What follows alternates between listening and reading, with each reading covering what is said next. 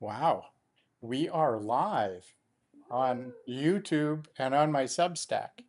And if you don't know what Substack is, ask me later. We've put up all of the recordings of what we've done so far. We've been doing this since the beginning of June. Anyway, welcome. It's so generous and gracious of you all here tonight. Thank you so much for coming. It's really wonderful to see everybody. You know, we're all mammals and sometimes we get a little twitchy about things. So why don't we just all look around and see who's here so we can feel a little safer with the people that are here. Hey, everybody. Nice to have you here. All right. It's really generous of you to bring yourselves too.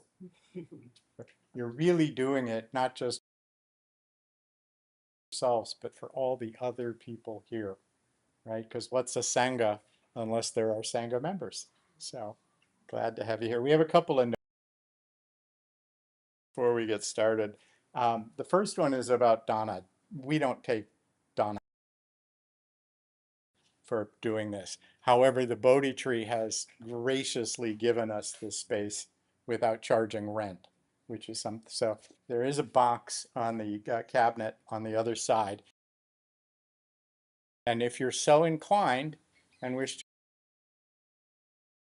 to continuing the work of the Bodhi tree, it would be great if you put something in there, but please don't feel any obligation to do it. QR code. There may be, I don't know. There's a box there though. Okay, a bio break. We have a break after the first whatever we're doing, right, Amy? I mean, it's usually about 6 or 7 minutes. There's a restroom in there. We would encourage you not to use the lock on the handle because most people forget that they've locked it. It will let you out, and then when you leave and close the door, it's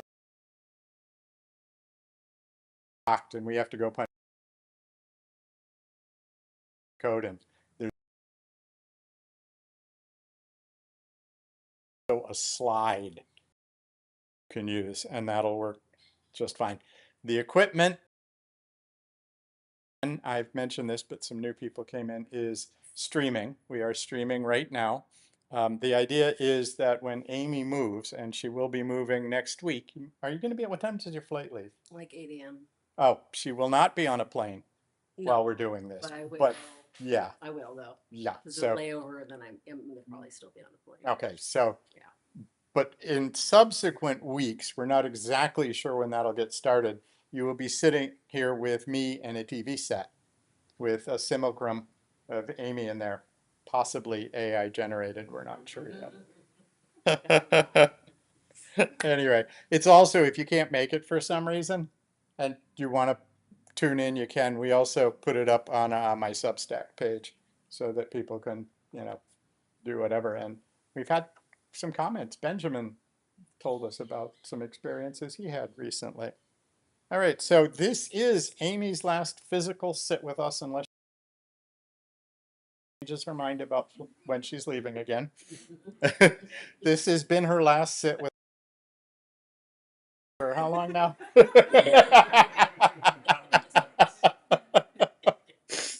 um, and we're going to miss her a lot. Just, but we're not losing her, right? We're keeping her, and if there's plenty of ways to stay in touch.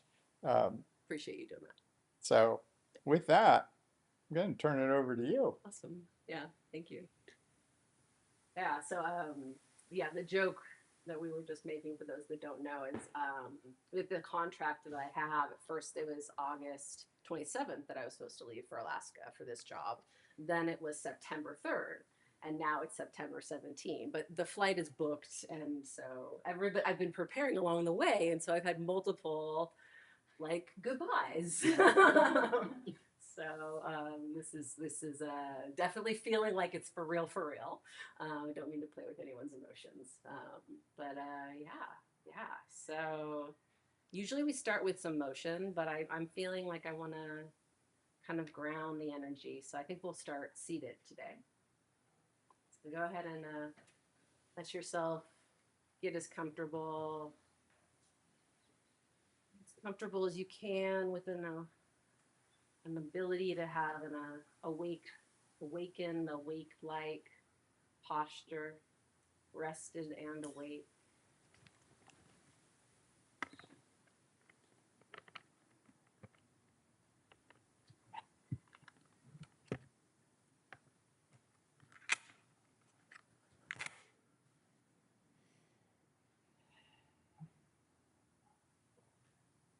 Many people feel supported by taking some longer, slower, deeper breaths. If that's in your practice, go ahead and do that for yourself right now.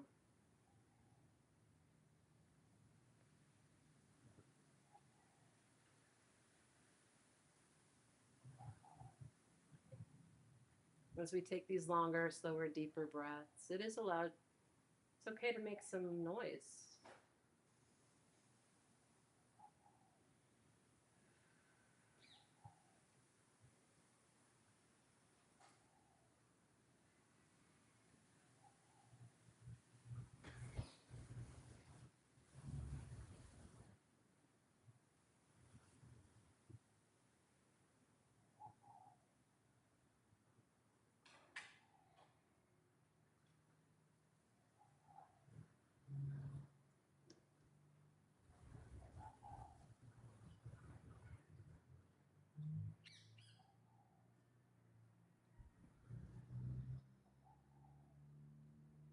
In the Dharma, we use the word wholesome. First, this word kind of didn't resonate with me. Felt a little sticky for me. Now, feels a little bit different. For me, it's skillful, safe, supportive.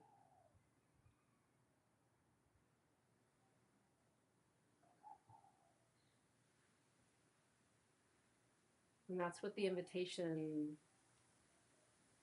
for this practice time is to be.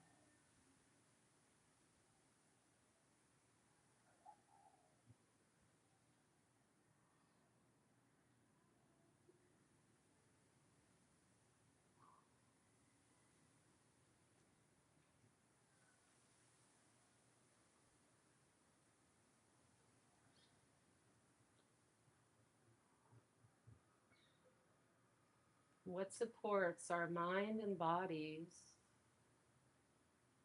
to feel this present moment with the container of safety.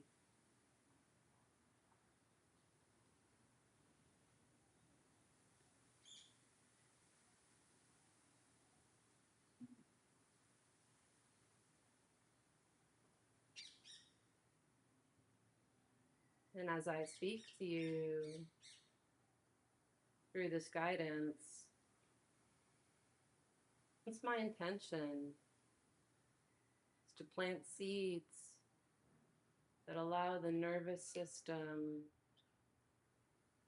to relax into this moment.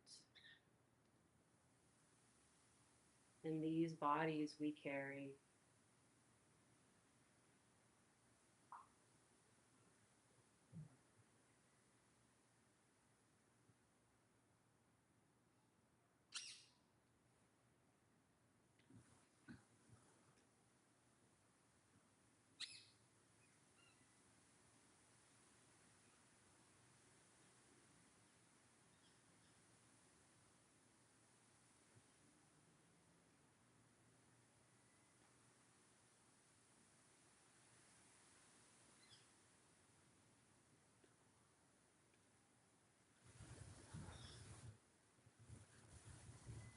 Choosing an anchor to help support staying here and now. And that anchor can be one of your own choosing. Maybe the breath, like the nose, the abdomen,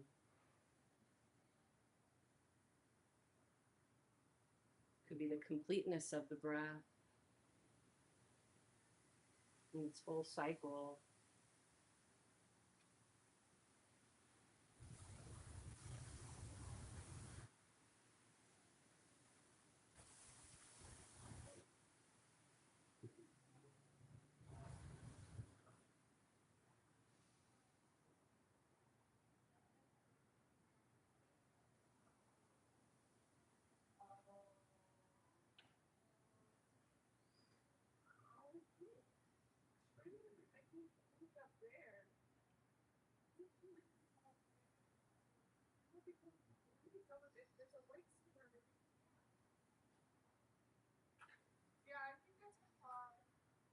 And when the mind gets distracted by sounds or thoughts, simply noting that.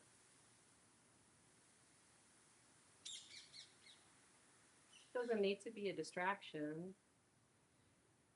It can simply be part of the unfolding of here and now.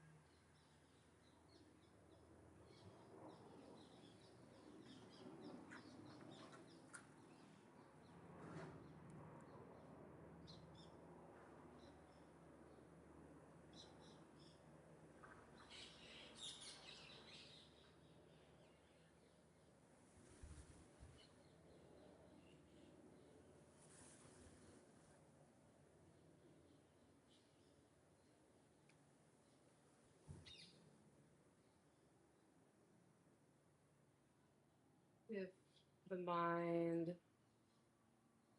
experiences not wanting certain sounds, not wanting certain body sensations or thoughts,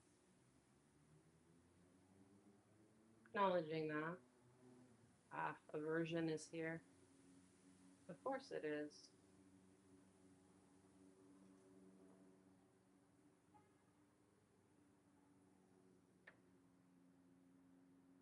Noting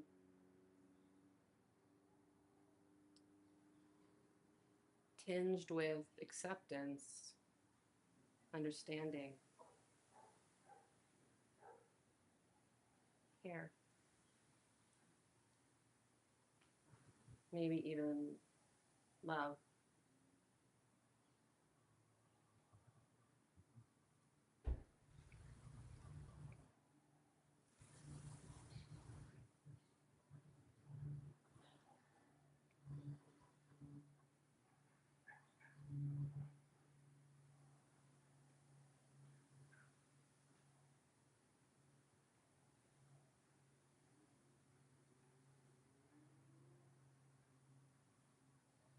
Dropping in the question,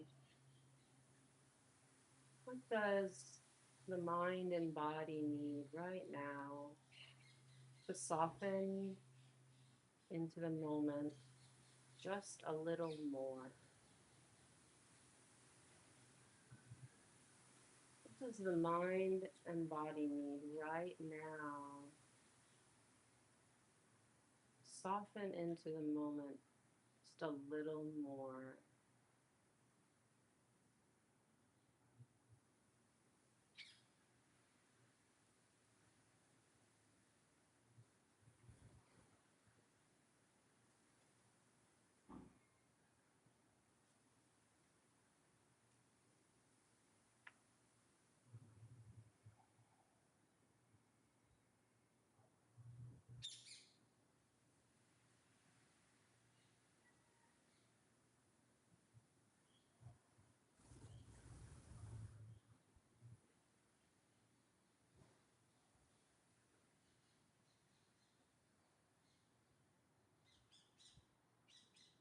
Maybe the body needs to shift a little.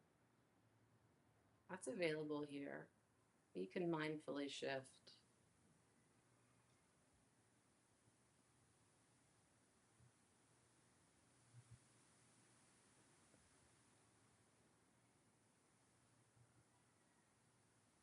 Maybe it needs the opposite. Maybe it needs a little more stillness.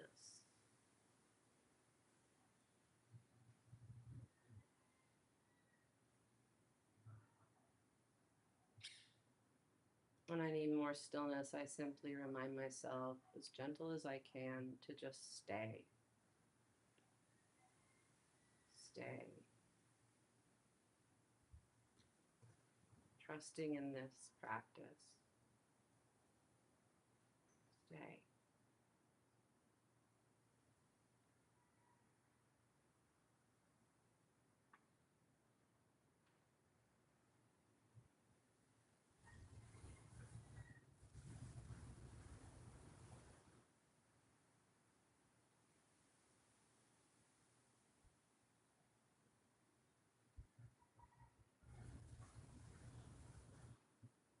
Maybe what's needed is to focus on sensations in the body,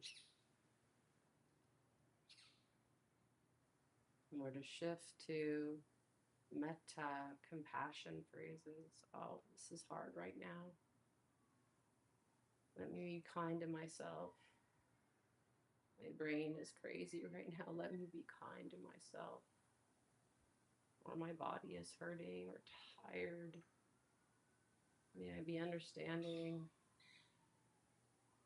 of this discomfort.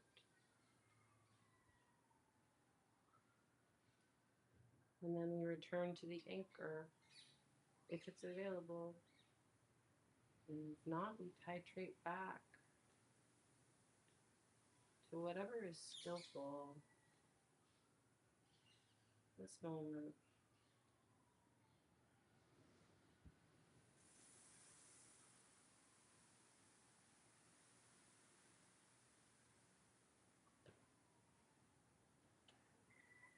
I'm going to be silent for a few moments. Encouragement to stay with an anchor of the present, with compassion. Nowhere to go, nothing to do, no one to be, just here and now.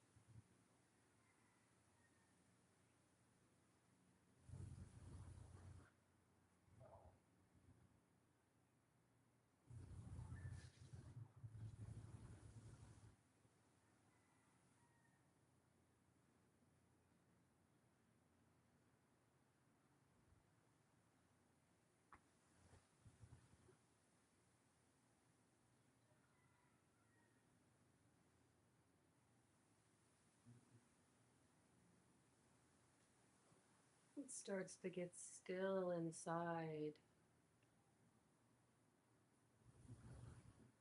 Might be able to trust that whatever arises, it's meant to be here.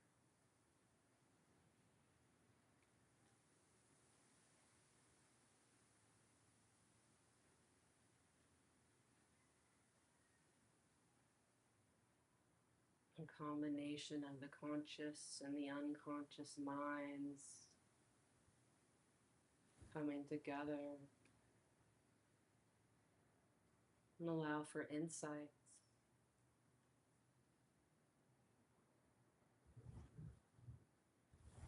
Little awakenings.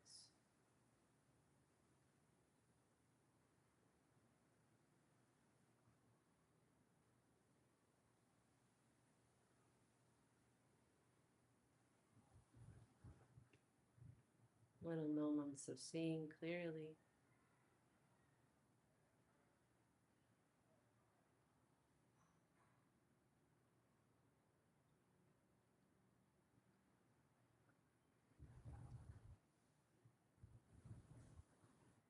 But the mind is a tricky place because sometimes that can become story. And the kicker is we don't really know unless we know, and then we might not know. But if we can hold it gently,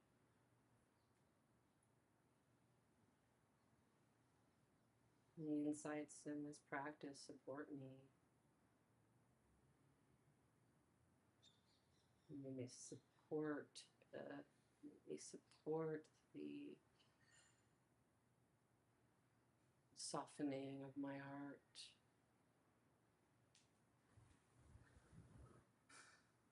My healing.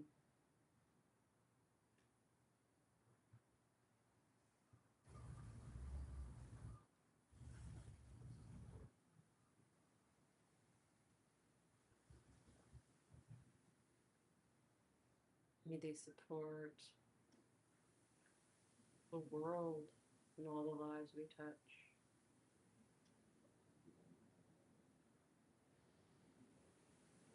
And then we return to the anchor.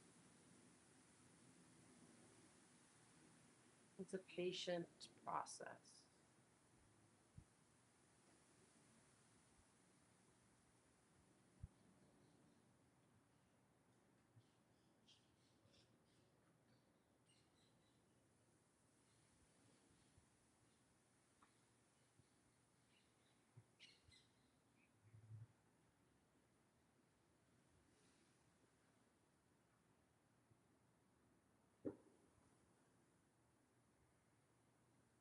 It's an experiment.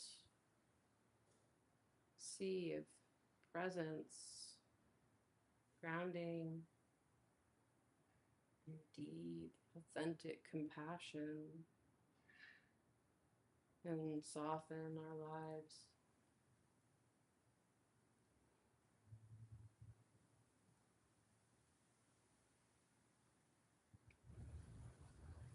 And support our peace, even when the world is spinning around us.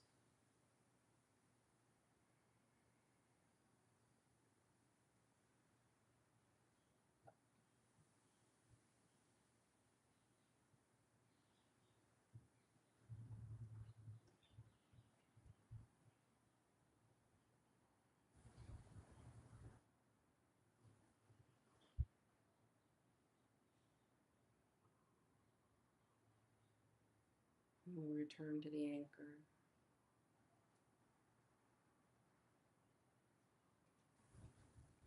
Time and time again.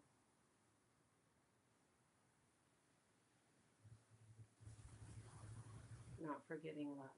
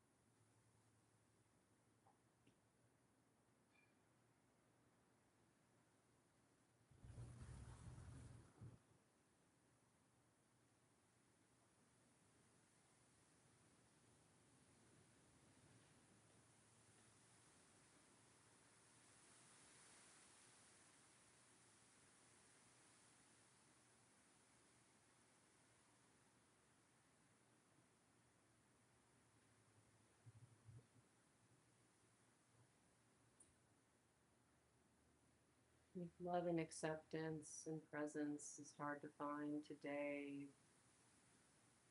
or in your life. May you find it along your path.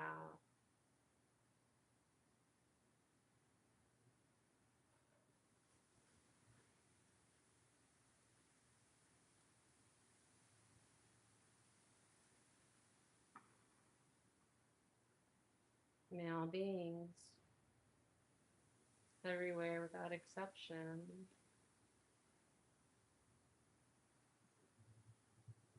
find a path that allows for many, many moments of presence, compassion,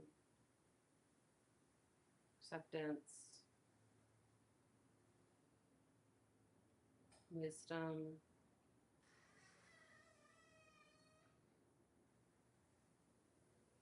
understanding.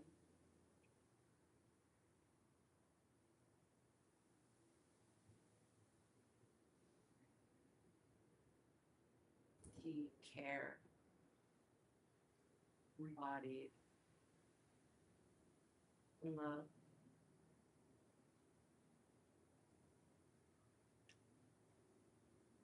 May all beings feel safe and protected. All beings feel happy, healthy.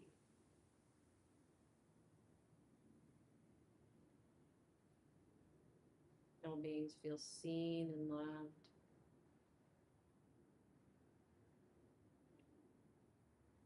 May all beings have and feel, may all beings feel ease and peace.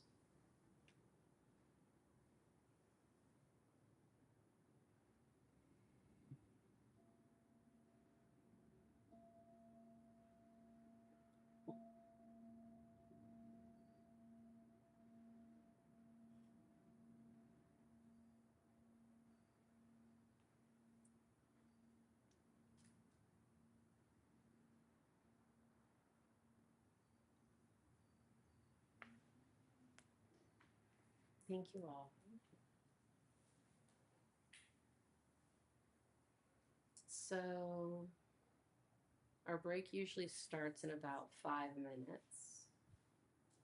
So, in that in mind, I think I'll encourage you all to do some mindful movement on your own. And that can be stretching or walking.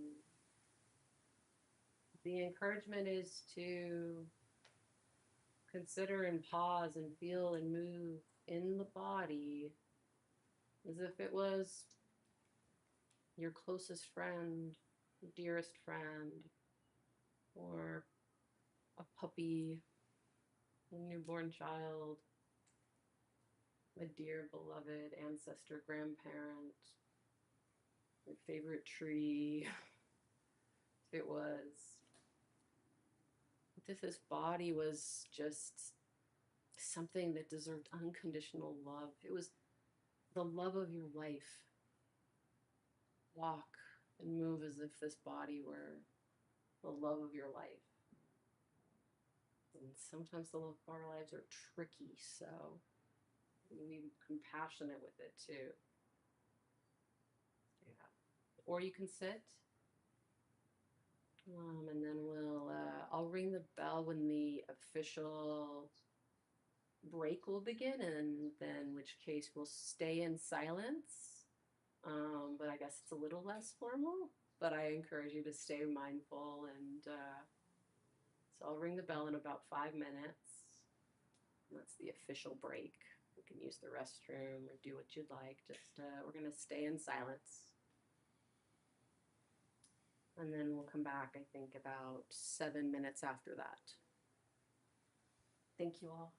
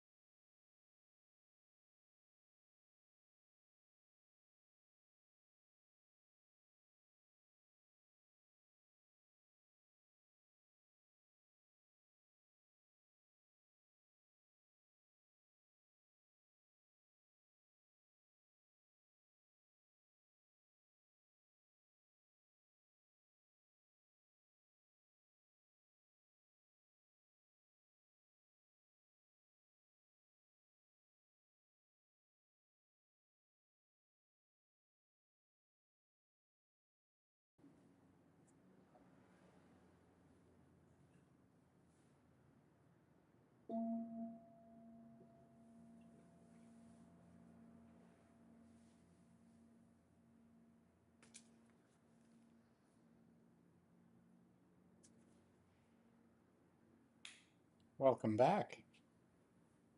I see we're all still here. It's nice. Let's take a nice deep breath in, a couple of deep breaths, either to wake up or to relax if we've been walking. Works for both.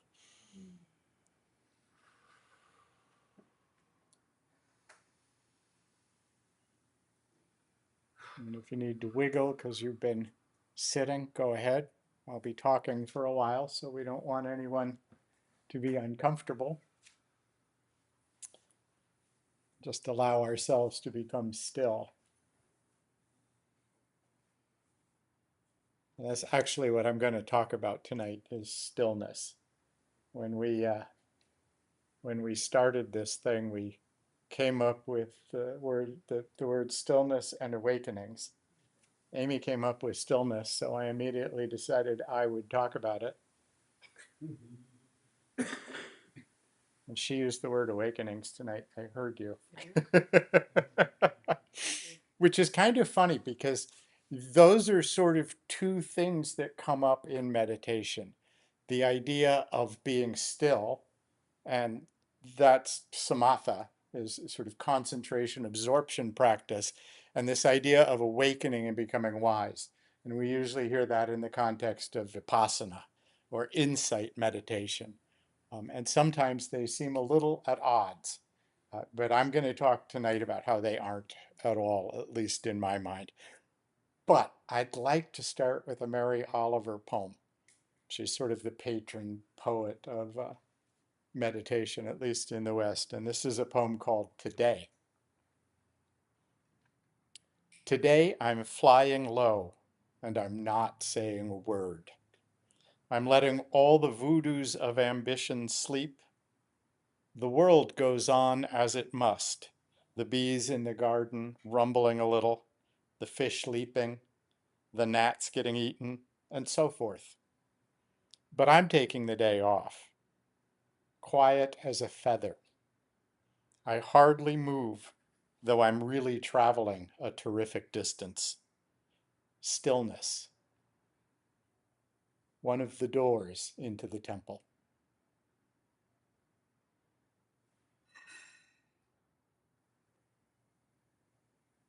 She's just such a wonderful poet. And I love starting off with a little poetry, especially one on stillness for tonight. When I started coming up with the idea of talking about stillness, when we did this, I realized I couldn't start there. And that's why one reason you've heard me use the word generous so much, if you've been coming for the past few weeks. When the Buddha would start teaching somebody new to his Sangha, when a new yogi came, it wouldn't start by teaching meditation. It would start by talking about generosity. And I did that a few weeks ago and talked a lot about a generous spirit. And then the last time I talked about sila or ethics or how we behave. But again, that's really based in generosity, right? The five precepts that most householders take, one of them is not killing and not harming. And that's really giving the gift of freedom from fear for other beings, right? So it's a generous act. It's not this edict to say, oh, this is bad. No, it's asking us to give, to be generous to other beings and giving the gift of not taking what is not offered. That means we don't have to worry. Other beings don't have to worry about our acquiring their things. And it goes much deeper than that. Um, Giving the gift of using our sexuality without harm, right? This way, our partners can feel safe. They know we know what consent is. We know what mutual affection is. We're not sort of dominating. We're not using it in a bad way. And then giving with our words the gift of truth and kindness and appropriateness in our words. This isn't some stricture against bad speech. It's asking us to be generous and think about what we talk about. And of course, then there's the gift we give ourselves, which is the last precept of having a clear mind, of not polluting our mind with substances that will keep us from finding freedom from suffering. Now, I don't mean not having a beer on Sunday when you're watching the ball game or something, but if we're going to be practitioners of this, we need to find to start in a place of clarity, a place of reality where we can see clearly, where we can learn to see clearly. Um, so tonight I want to talk about samatha practice, which is the Pali word for tranquil or calm. We hear a lot about vipassana and insight meditation. That's predominantly what is trained in the West, and you'll see it a lot. And it's mindfulness or insight meditation. But there's another part to meditation as well, which is this idea of developing calm, of developing concentration. And even in Vipassana, it's sort of important to get to a place where we can be calm and still enough to start having insight. But samatha can be taken further. I often thought that when I first started on this path, I thought, no, Vipassana is the real meditation. You know, I've got to have this insight. I've got to learn how to do this. But I've been also taught by some very good teachers who've taught me that they're sort of paths that are not separate. It's one path, incorporating, if you will. I think that the way I love hearing it is two wings of a bird. You can't fly if you're a bird without both wings. Um, and the Buddha actually talks a lot about both as being skilled. Um, I'm going to read this. This is from the Numbered Discourses, and it's a lovely. There's a part in it I get a big laugh out of. Maybe you'll be able to figure out what it is. Um, so this is from the Suttas. Suppose that upon checking, the mendicant knows this. That's the renunciant, the yogi. I have serenity, but not discernment. Grounded on serenity, they should practice meditation to get discernment. After some time, they have both serenity and discernment. But suppose that upon checking, the mendicant knows this. I have discernment, but not serenity. Grounded on discernment, they should practice meditation to get serenity. After some time, they have both serenity and discernment. But suppose upon checking, the mendicant knows this.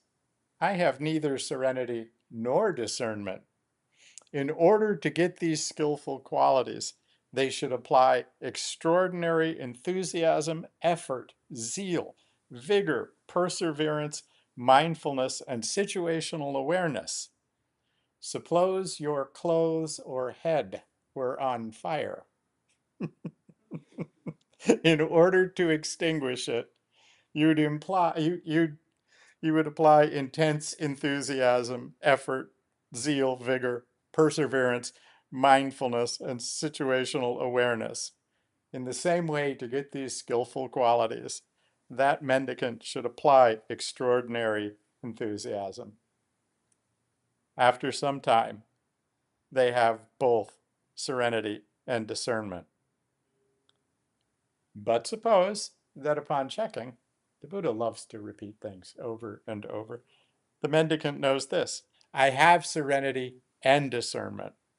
Grounded on those skillful qualities, they should practice meditation further to end the defilements. And so we can see in this path both of those skills, both of these paths, samatha and what we think of as vipassana, are both something that it's good to achieve. So it we can talk further about the idea that we aren't going to achieve freedom from suffering just through concentration practice. We do need the insight, but they are not necessarily as separate as I know I was led to believe early on, mostly by what was in my mind. I'm not saying anybody taught me badly, but I tend to misinterpret things. Um, Generally, we're aiming for insight that liberates. Uh, Pia Tan is a wonderful scholar in Singapore, Buddhist scholar who I was turned on to through one of my teachers, Bonnie Duran. And he says this, and this is where the two wings of the bird come in. There are no hard and fast rules about samatha and vipassana. They are two integral and vital aspects of the cultivation, bhavana, that's what we cultivate when we're meditating, of the mind.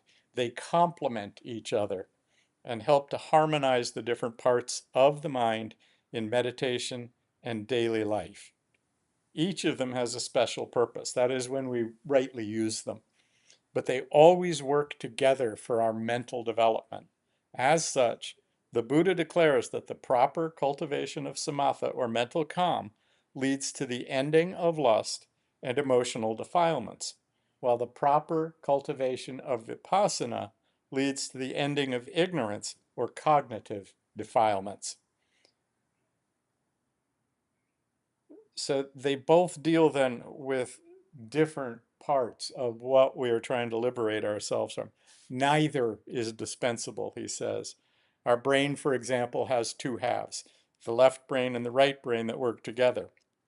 Even when the two halves of the human brain are surgically separated from one another, it still works single-mindedly in some ways. Um, So, samatha and vipassana, concentration and wisdom, must both be harmoniously cultivated, just as a bird flies on its two wings. And so that's been a real liberating gift for me to come to realize that there are many ways to practice. And, I don't expect personally that I will be awakened, enlightened, or be the next Buddha in this life. So I've got lots of times, assuming there's more lives to come. Um, in fact, for myself, for the last since last summer, actually the summer before last, I've actually made one of the samatha practices more or less my main concentration, which is metta, loving kindness, which is, after all, a practice that we are can use to develop consciousness because we're being single-minded in a sense, one-pointed about concentrating on the idea of loving kindness.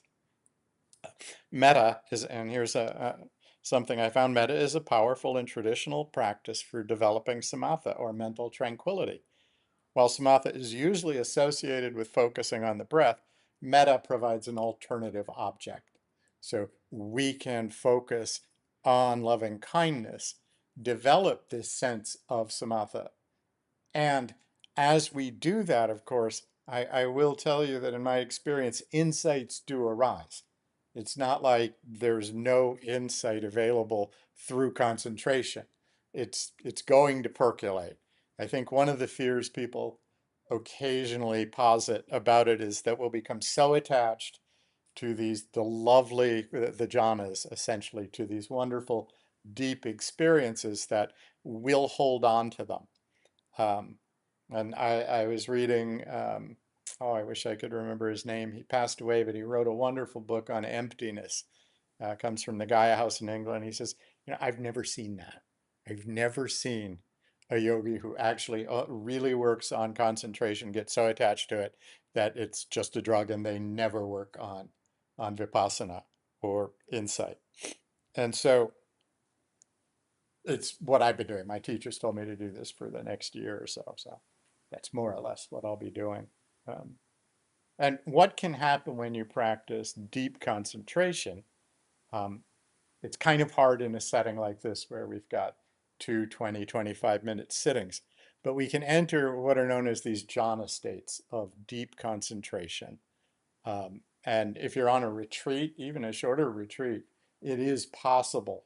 Though again, it's not something we necessarily should be striving for because we really shouldn't be striving for things in meditation, right? If you have a goal at any given sitting, I can almost promise you you won't achieve it. That's been my experience anyway. Um, but the first four jhana states are rupa jhana. They're sort of body material jhanas. The first one is the meditator experiences pleasant sensations and euphoria, but still has thought.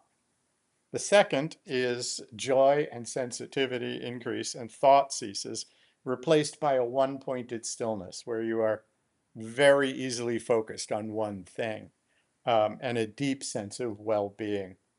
The third jhana, joy transforms into a gentler feeling of contentment and equanimity, which is being okay with things as they are. And the fourth jhana, material jhana, is an utter state of peace, stillness, and equanimity where you have neither pleasure nor pain. You simply just are. Um, then there's four more jhanas, the arupa jhanas, which are sort of boundless. The fifth is the infinite space. You feel that you have this profound feeling of infinite space, as if your body is filling all existence, or all existence is you. I have not experienced that. Um, the sixth is infinite consciousness, where your consciousness expands infinitely to take in sort of everything is your consciousness. Sometimes we talk about consciousness being just this endless expanse. That would be a more awareness of that. The seventh jhana is the mind dissolves into a state of nothingness, a deep void. And the eighth is perception or non-perception. Um, Perceptions transcended. Those are the very deep, very cultivated, very practiced ones. From my experience, is it is possible on longer retreats, at least for me, to achieve some of the effects of the material or rupa jhanas. Um, and what is the purpose of the practice of this? Okay, it strengthens the mind's ability to focus. It does promote insight by generating concentration, at which time insight, in my experience, can occur on its own. The jhanas help overcome suffering and achieve spiritual liberation, but they are, again, transitory in the sense that they are not the ultimate goal. The ultimate goal does come, if they're to be said, to reach nibbana, to reach liberation from suffering, really requires both. But if you're ever around people, and there are some who say all you need is vipassana, you can find in the suttas and in the Buddha's words the idea that both are necessary. Piatan says, oh, vipassana is not a practice. And he also says samatha is not a practice. There's not samatha practice and vipassana practice. He says there's practice, and these are two elements of it, just like there's a bird, and these are the two wings of a bird, right? So that's my talk for tonight. We are going to sit for about 20 minutes or so, maybe a little longer, and we are going to practice one of my favorite meditations, which is metta. But we're going to do it, well, you'll see. I've done this before here. Um, this one comes from not the Metta Sutta so much, but from another one, and it escapes me. But it's the idea of pervading metta. So we may start with repeating phrases, and if it's comfortable, if you need that to strengthen yourself in practicing metta, please feel free to continue. And if you just want to sit and not do metta, that's perfectly okay too. Whatever floats your boat. So let me find the bell here.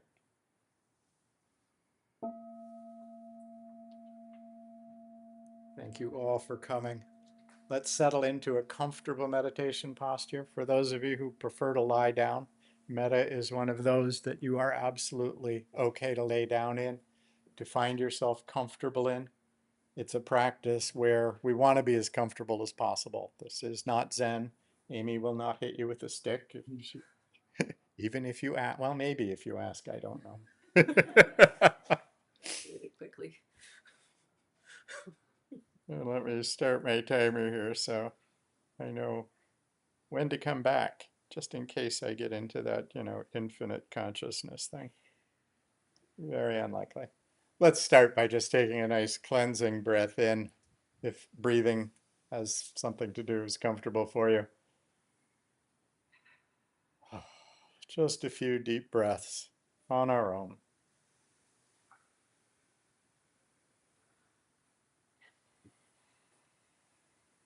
Allowing our consciousness to settle in our body, the same way our body is settled into our cushion or our chair, laying down, whatever your posture is. We can get a sense of the earth holding us and cherishing us, letting the gravity just keep us in place. And let's let our mind settle in our body the same way, allowing our consciousness to drop into our heart space, our heart mind, chitta, allowing our breath to return to normal, whatever that may be for you. And just beginning by becoming comfortable with our body for a moment, just allowing ourselves to check out if we have tightness or comfort, warmth or cool, softness or roughness, whatever we may be experiencing.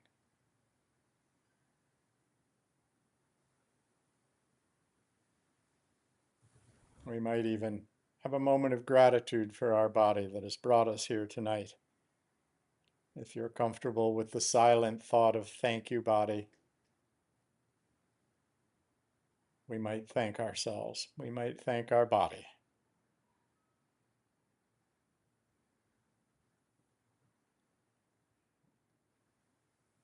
Before we move into the pervading of metta, I like to start by sort of lighting a pilot lamp or a candle. And so I do invite us, if it's comfortable for you, to bring to mind the most loving being you can think of. This might be you, might be a puppy, might be a kitten or a baby, a beloved auntie, someone that's just a joy to be around. We'll bring them to mind. And we'll begin with the phrases of metta, just to light our pilot lamp. So holding this being in mind, we offer silently, may you be well. May you be safe and protected. May you live with ease. I find it helpful for me to put my hand on my heart, so I invite you, if it's comfortable for you, to do the same and just feel the warmth of the touch. Even our own touch can release the chemicals of feeling comfort and well-being as we continue to hold this loving being in mind. May you be well. May you be safe and protected.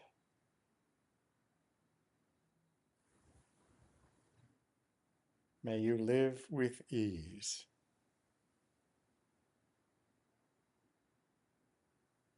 And I invite us to think of our heart space, this place we might be holding and touching with warmth, as a candle or a pilot lamp, just glowing with metta.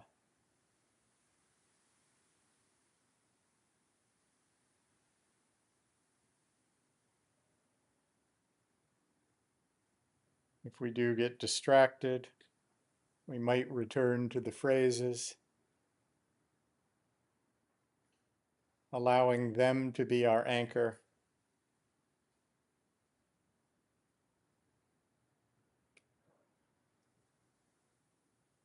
We might even shorten the phrases to something such as may all be well, or simply metta.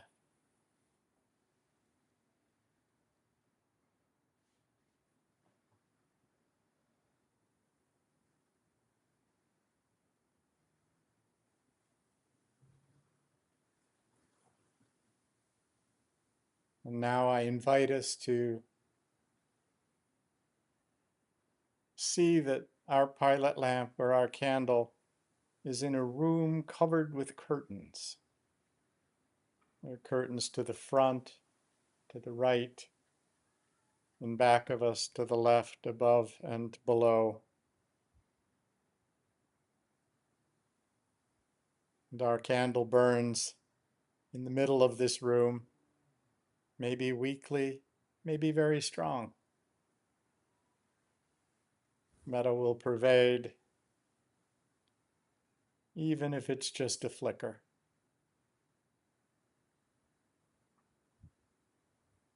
May all be well. Next, I invite us to lift the curtain to the front,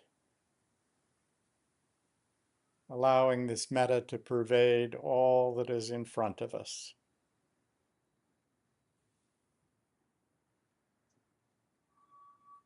The light of our metta reaches out to all beings with 2 legs, 4 legs, more legs, 2 wings, more wings.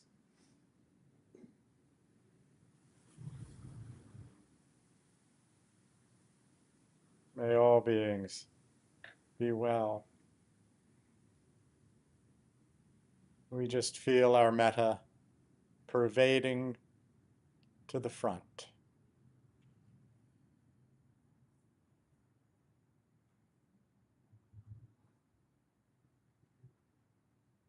Again, it might be strong, it might be weak, it might be in the middle. Metta reaches all. Indeed, it's pervading to the edges of all that is possible.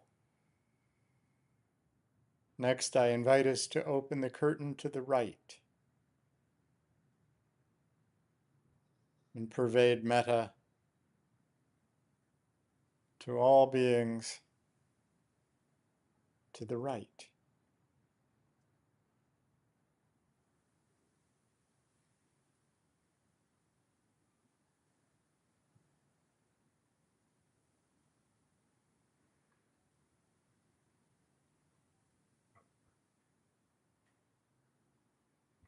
Inviting ourselves to simply pervade and to know that metta is not only flowing out, pervading from us, but coming back to us from all beings to the right and to the front.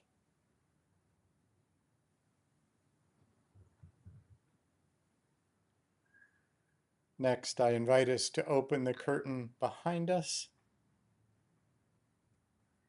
and allow metta to pervade to the front, to the back, to the right. All beings on this quadrant, in front, right, and back.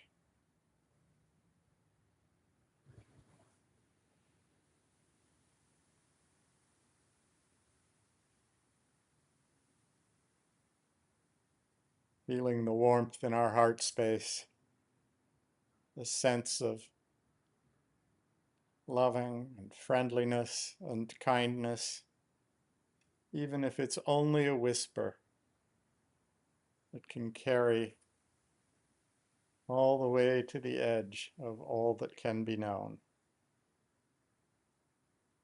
And now I invite us to open the curtain to the left,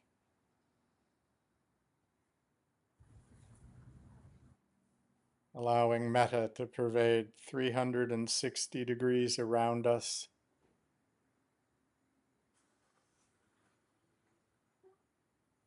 keeping our attention on pervading, on this sense of loving kindness, touching all beings around us, to the front, to the right, behind us, to the left of us, and metta flowing back to us from all these directions.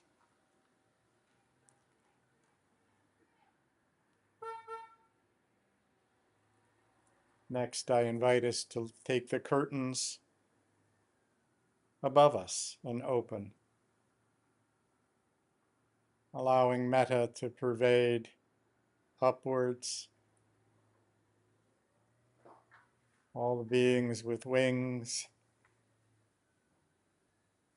the devas of the planets and the stars, the galaxies, all shining metta back to us.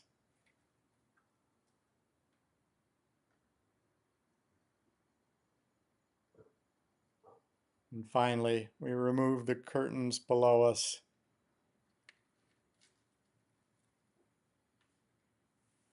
and pervade in all directions.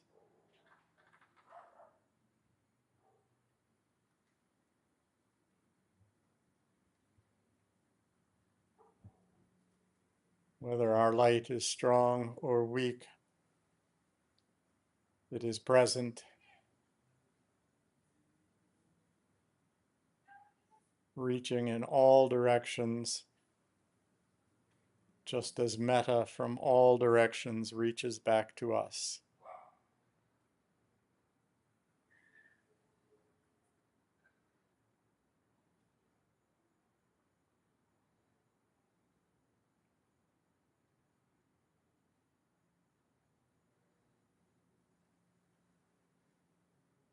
If we are distracted, we return to our candle, which is now open to all directions.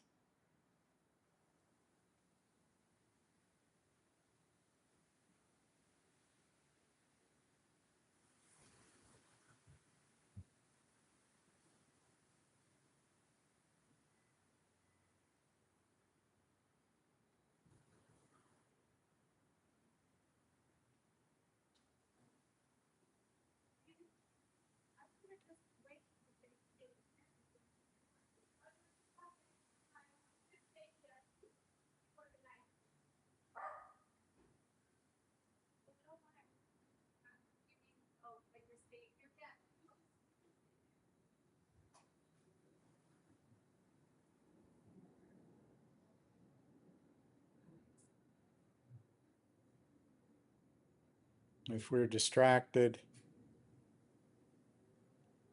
we can also pervade metta, knowing that even the distractions are part of the flow of metta.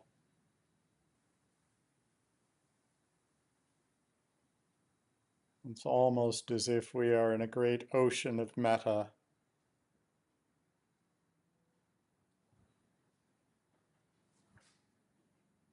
lovingly held and loving being held, pervading in all directions.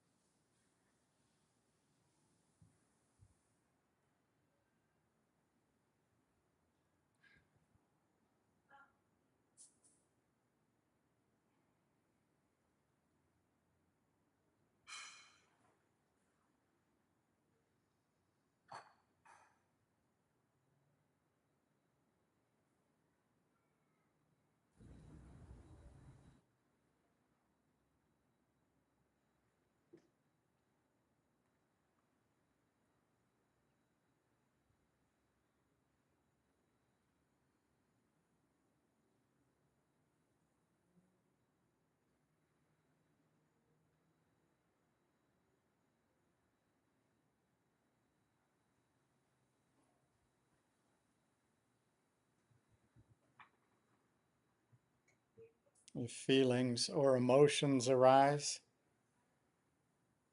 it's perfectly normal, almost bound to happen in metta practice. And we can always flavor our metta with the other Brahma Viharas.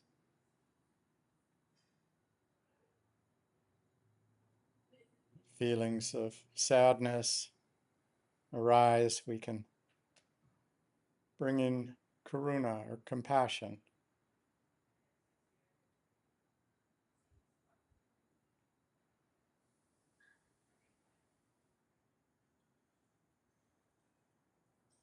If feelings of joy or pleasure arise, even for self.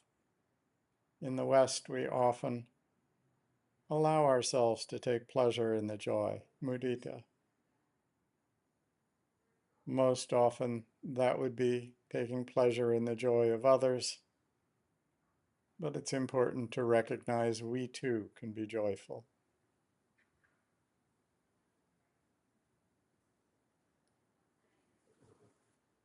And if it's difficult, upekkha, can we hold this just for a moment?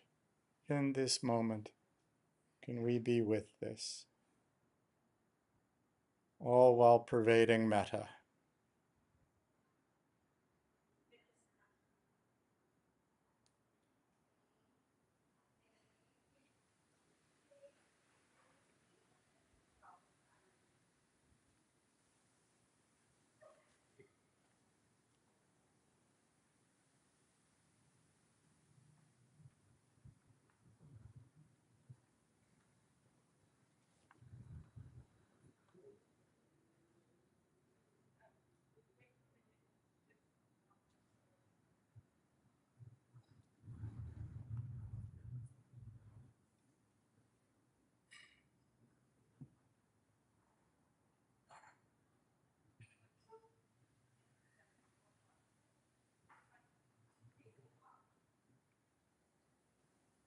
Shortly, I'll invite the bell to ring. Don't hurry back. Just allow the sound to pervade along with the metta. But before we close, I'd like to leave us with this poem by Kabir, originally in Hindi. Still the body, still the mind,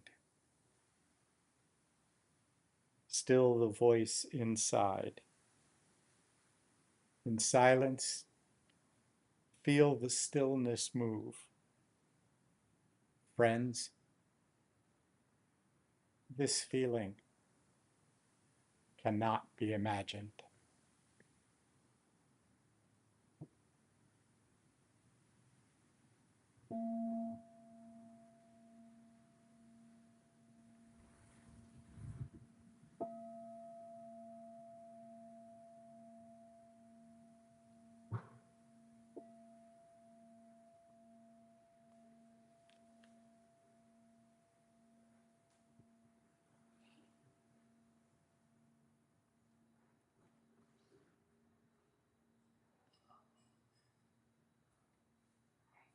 Thank you for your practice.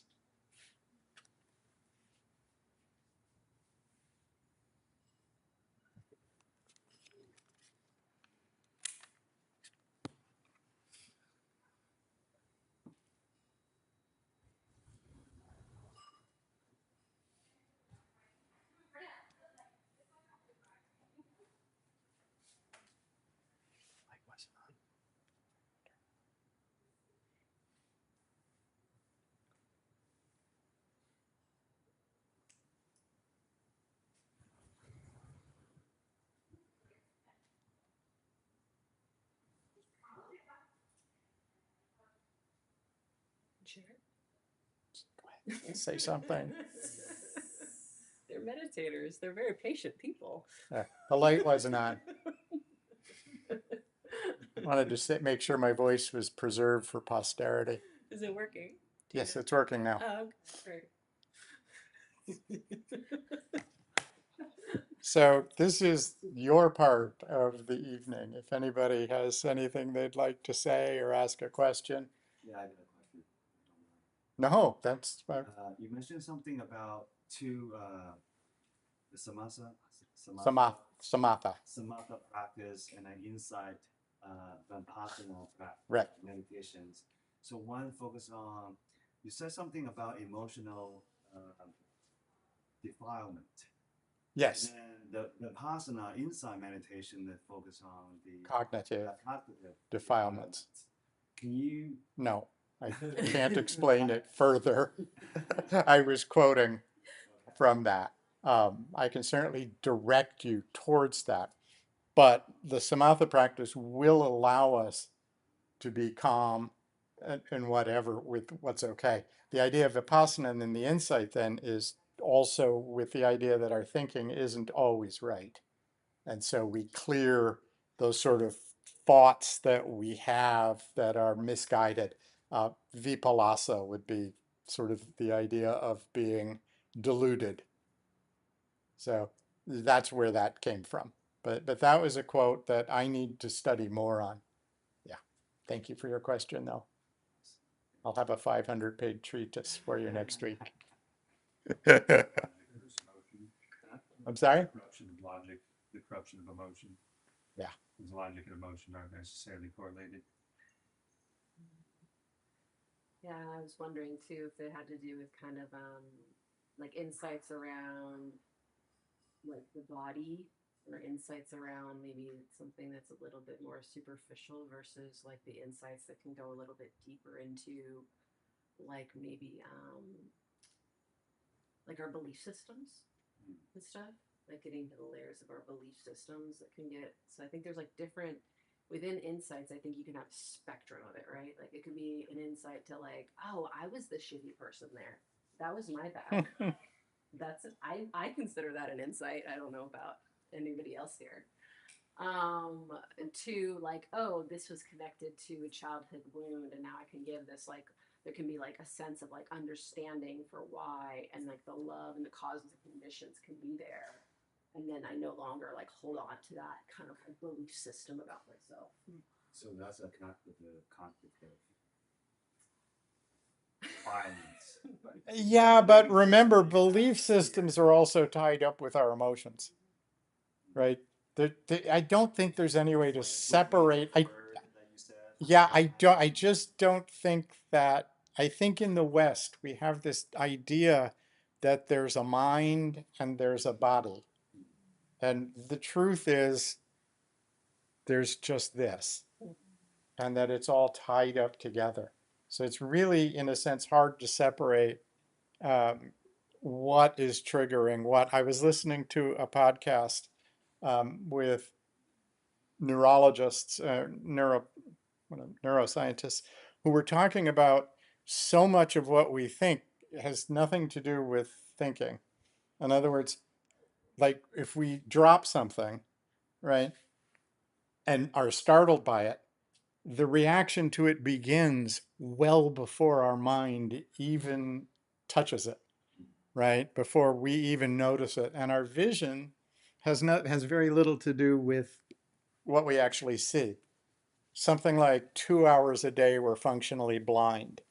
We just don't notice it because we're a movie, right? It's cycads, I think is what it's called, where our eye is just doing this and our brain is stitching together this movie. And it's trying to come up with the best guess of what should happen. So think about table tennis. Have you all watched table tennis on like the Olympics? And it's like incredibly fast. There's no way those people can keep up with that. By the time the ball is moving towards them, it's moving too fast for them to, oh, notice it and react to it. The brain is actually making that up.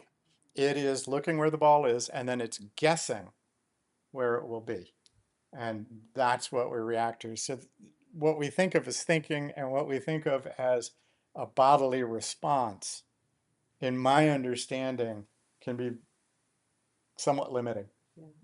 In the study that I don't remember the study, but I remember hearing about a study too that was like it's similar. It's like basically saying like we experience things somatically before we cognitively know what's happening. Like so like I'll notice in myself like I'll feel unease in my body and then it's like 5 hours later if I'm lucky I'll be like, oh, it was this. You know, like this was related to it. Or I'll get and it's still a guess too if it was this. But like and then I usually feel a sense of like lightening if I'm able to make a connection like, oh, this was like grief. You know, I had a lot of aversion come up yesterday. It was like aversion on aversion. I had aversion to aversion. And then I sat with a group, the Tuesday group that sets at the temple here. And I started just like someone planted in a question that was just like, what's under it? And then all of a sudden I was just like crying. And that was actually really supportive because then I was like, oh, grief is here for me to be with. And it's funny too is like with insights if we try to grasp onto them that's its own set of like clinging too. I felt like when you were doing when you were guiding us or when you were doing the Dharma talk I like made the connections like my brain was like, oh, I know exactly the difference between this type of insight and this type of insight. I totally get where Bob's coming from. That's amazing. And then I totally like by the time we sat down to talk about it I couldn't have told you at all what I got. But it doesn't really matter. Like I don't need to explain it to you all to trust, at least for myself. I trust that like this process is like helping support my wisdom, even if I can't tell you exactly how or why or what. But I guess because I'm in love with the Dharma. You have zeal. It's like your head's on fire. I have what? Zeal and Zeal. enthusiasm, right? I love that. I get a laugh out of some of the suttas because somebody's like, what if your head was on fire? Wouldn't you attend to this? Yeah. Look, we're happy to stay and continue talking, but it's 7:30 and sometimes people need to go. So we're happy to continue on, but why don't we dedicate the merit of what we've done tonight? And let me say just too, like for And- people who might be leaving, it's been so amazing. Like I don't know how many times this is for me, for us now, like 12. How many times have we done this? You don't even know anymore. I do know exactly. What's the exact number? Well, it was 6 and now it's 6. So 12. Yes. Okay, so we've done this 12 times now, and I'm gonna miss you all. I know I'll be on the screen, but it's gonna be awkward, and you guys are gonna see all my double chins and all of my imperfections. It's gonna be wonderful. I'm so Mostly their eyes are excited about closed, that. Amy. Just letting you know. I know. You know. No, this has been amazing. I love being here with you all. And yeah, this has been great. So Thank you. Even if it's your first time, it's wonderful to sit with you all. Okay, merit. merit, and then we can continue chit-chatting. You merit up. Merit.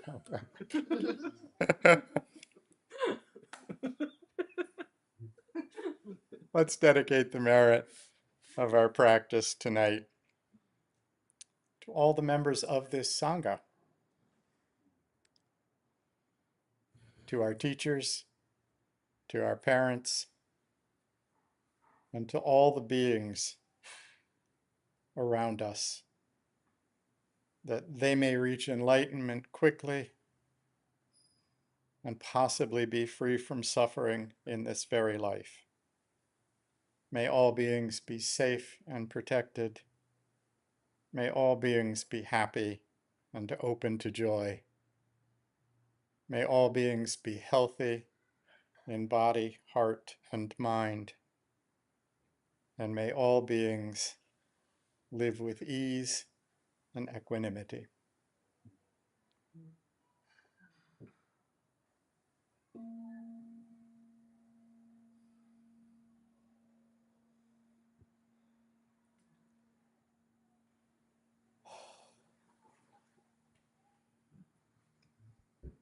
So you're free to stay, you're free to go. Next week, Amy won't be here, so it won't be quite so gentle. Bring a backpack filled with 50 pounds of rocks. We'll be starting with a run.